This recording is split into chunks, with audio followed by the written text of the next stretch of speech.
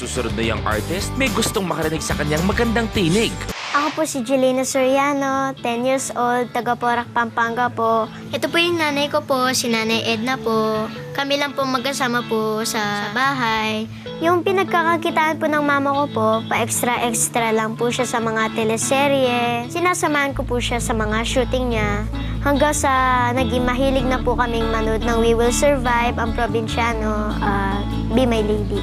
Meron kami ibibigay na eksena from Be My Lady. Kailangan nyo lang po siyang gayahin. Sige. Para po makita namin yung acting skills nyo. Opo, sige, game na po kami. Okay? Ayos! Okay. So, pupunta na tayo sa loob ng bahay nila Jelena. At habang nag-acting sila ng kanyang mommy, susurpresahin natin sila. Excuse me, medyo... Nakita ko po kasi yung acting nyo. Ang galing ng ginawa nyo. Alam nyo, para mas mapahusay pa yan, Jelena, meron akong ibibigay sa inyo. Ito. Hi, Jelena! Balita namin mahilig kayong manood ng nanay mo ng Be My Lady. At dahil dyan, may munting sorpresa kami para sa'yo. Congratulations, Jelena!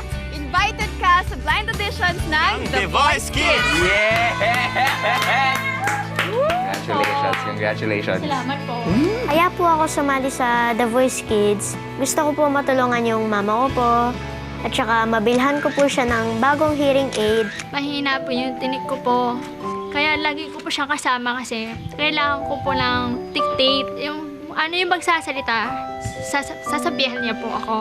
Ma, salamat na tinuruan mo ko. Gagalingan ko para sa'yo. Gagalingan ko. I love you.